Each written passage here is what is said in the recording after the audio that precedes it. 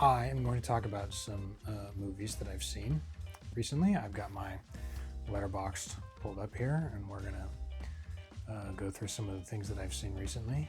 Also, I am going to give you some updates on what I'm making. It's just going to be a kind of a chill video today. I haven't made a CTA in a while, and we're going to test out these new microphones that I bought. We're just going to chill out and talk about movies and some other things, and stay out of the heat, and just bide our time until the smoke clears and the heat is over and I feel 60-degree temperatures grace my skin once more. Because god damn it, I just can't wait. Because I hate summer. Is this still picking me up? I fucking hate summer. I despise it. My Scandinavian skin can't handle it.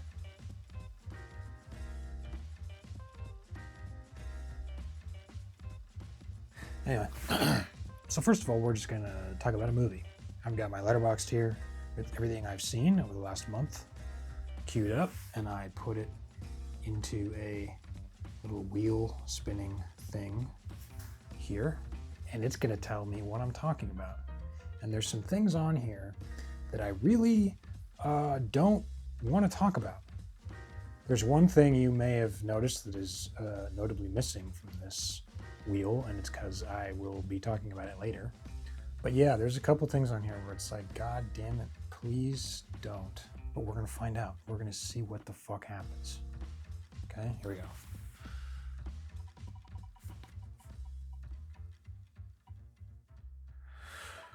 Okay, so this, yeah. Yeah, I didn't want to talk about this. Okay, so I wanted to watch the True Grit movies for a script that I'm working on, which I'm going to keep to myself. I felt like I needed to watch these movies to understand the story structure and narrative beats and all that. So I watched the 1969 version first, and I fucking hated it. I couldn't stand it at all. I couldn't understand half of the words that were being said, and I also couldn't follow what was happening most of the time, and I didn't like most of the characters either. So it was really just an all-around bad experience for me. I don't think I've seen a John Wayne movie before this.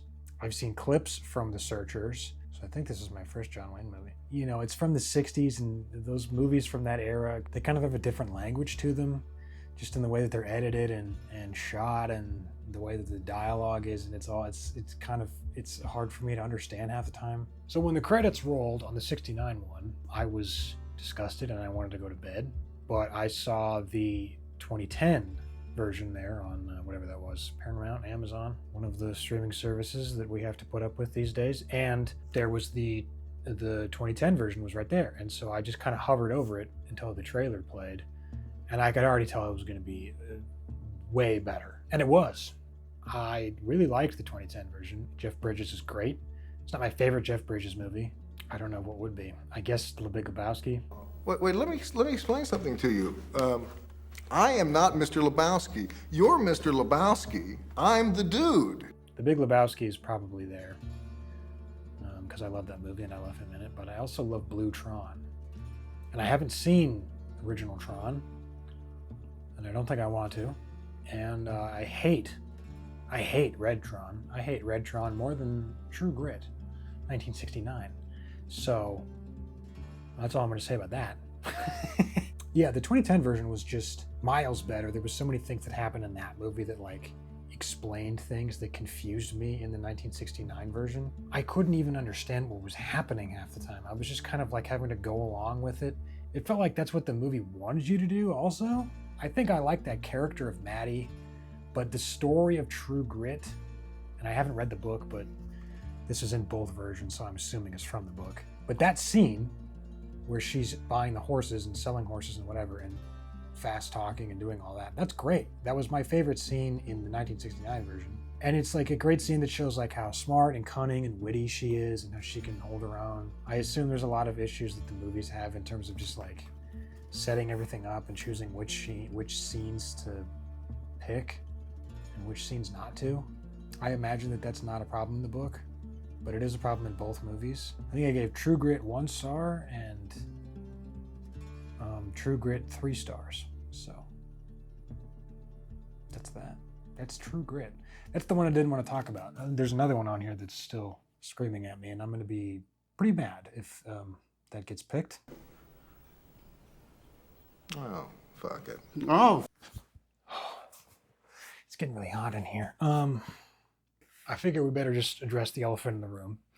I said in my last video that I want to make more Star Trek videos, and that video did pretty good. It showed me that there's people that do want to see more Star Trek videos from me, so I am going to make those.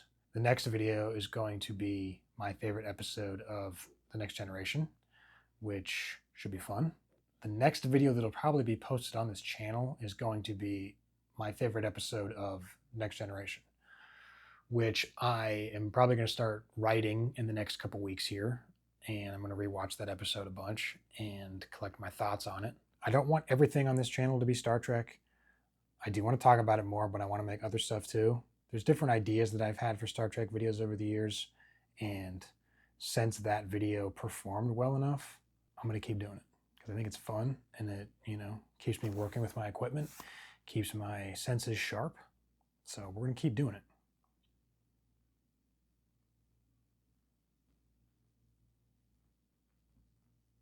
Star Trek. Yep. I don't know. This is the great thing is I don't need to sync audio anymore. I don't need to do my snapping or any of that. God, why didn't I do this earlier? Okay. So next we're going to talk about,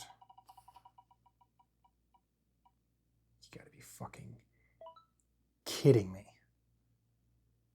Okay, here we go. So that didn't happen.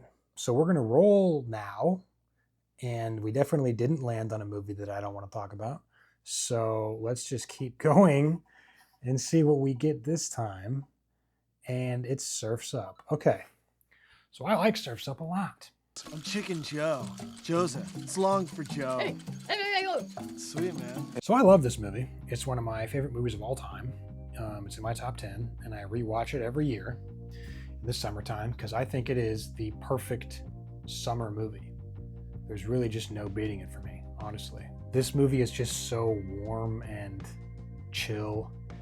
I just love it. It's such a good movie. It's got one of the best soundtracks of all time. There's so many songs from this movie that I have in multiple playlists on my phone. It's a great cast. I said, another Jeff Bridges movie. What do you know? Did I plan that? I don't think I planned that. A lot of people thought it was crazy, but I'm used to that. I know how you feel, Joe. You do? Yeah. Radical. This is probably not my favorite Jeff Bridges performance, but I do love it, and I love him in it. He's perfectly cast. Shia is great in it, and, we're not going to talk about Shia, because I don't want to. Zooey Deschanel is in it. She's great. James Woods is in it. Is it Mario Cantone as the little bird assistant? Fuck. It's not Reggie Belafonte.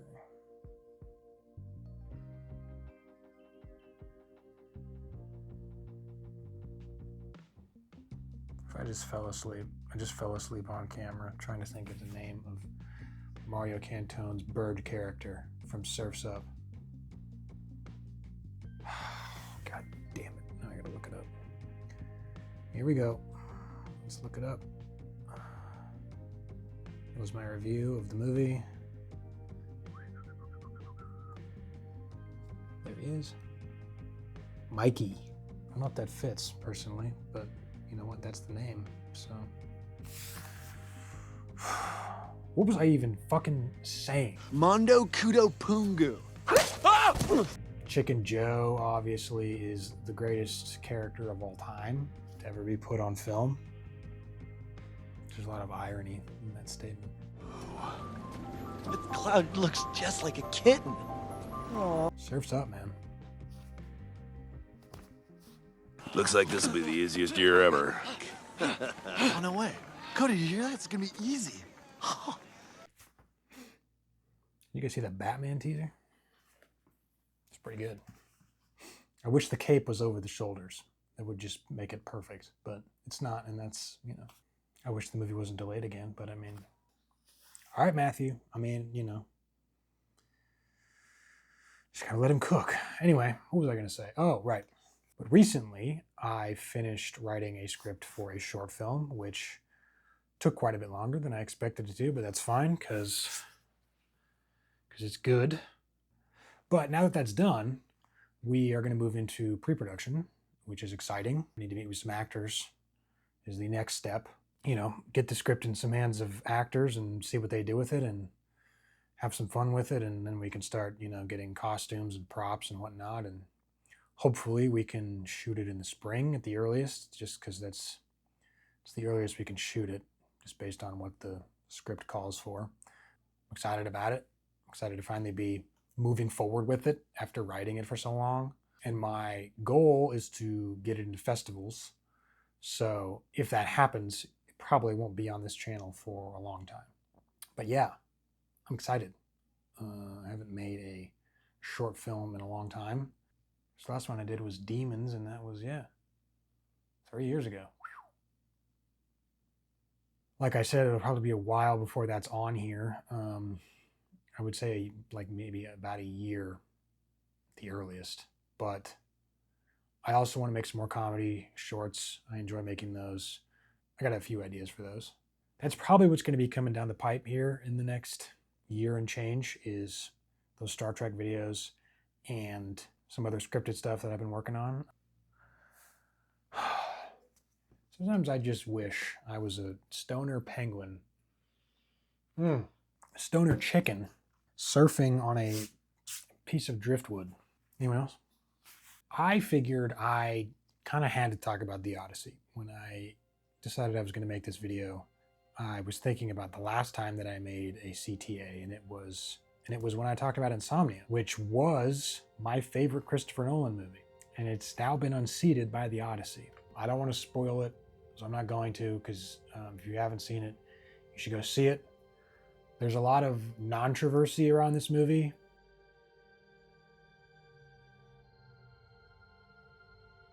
And I think you're so much better off going into the movie with none of that in mind. What I've been discovering about myself over the last year and some change about the way that I watch movies is that I try and meet the movie on its own level. You know, if I'm judging a movie, it's really just about does the movie succeed at what it's trying to do, rather than what my expectations of it are. Because I think in this day and age, with the internet, with YouTube, it can be really easy to go into a movie with so many different opinions that you've seen about it that maybe aren't necessarily yours. And I feel like that's just unfair to a movie, to criticize a movie that way. And I don't usually watch trailers anymore. For the Odyssey, I saw the teaser that came out last summer in front of the Jurassic World movie, and I was amazed, because when this movie was first announced, I was kind of like, all right, well, that's whatever. It seemed kind of pretentious to me. The oldest surviving story, really? Okay, sure. But when I saw that teaser with Jon Bernthal and Tom Holland, I was so invested in this movie from that point. And it didn't disappoint at all. It's an amazing movie. You'll go the rest of your life and you'll never see another movie like this. It was truly inspiring to me as someone who loves movies and wants to make movies. It was just crazy to see all the things that were happening in it. Obviously, he tries not to use CGI, and there is one scene in particular when he does, and I think it's the weakest. I'm not saying it's bad, I don't know. I think I'm not a guy that hates CGI. There's so many movies that I love that just wouldn't be possible without CGI, but it just takes you out of it that little bit more. There's so many points in this movie when I was engrossed. I was engrossed by this movie. The music is great. Ludwig Göransson is going to be a more accomplished composer than John Williams. And I'm not a John Williams hater, but I'm not a John Williams worshiper either. But I think Ludwig is already on a crazy run between this and Sinners, Black Panther. Like, it's just crazy what this guy's doing. And I watched a video about how he made the score for this and how Nolan didn't want him to use like traditional instruments. So he went back to like, it was the Bronze Age. And so he was like, well, let's bring in some sheets of bronze and we'll get some percussion with that. And then he was like, and then we needed some more sounds. And so then we just started hitting metal pipes in the studio. That's crazy that he's just hitting metal pipes in a recording studio. And he's going to win an Oscar for this, by the way. And it's deserved. That's what this movie is to me, where it's just truly creative people making something that is breathtaking to look at and experience. It's one of those movies that reminds me why I got into this. Like why I fell in love with movies. It's just seeing some of the things that people can do with this medium. It's crazy and it's inspiring, and it's gonna go down as one of the best movies of all time. Because it's just one of those movies, when you watch it, I mean, you gotta go see it. If you haven't seen it already, you gotta go see it. And if I see any motherfuckers typing the word woke in my comments, you're gone. I don't want to see that word. It's 2026. Stop saying woke. What the fuck is wrong with you? What have they done to us? What did they do to us? I think that's it. I think that's all I got. Gotta start working on that Star Trek video. Gonna go talk to some actors. And yeah, I'll keep you guys posted on what's going on.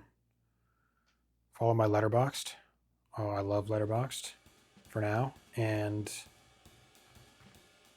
see you next time.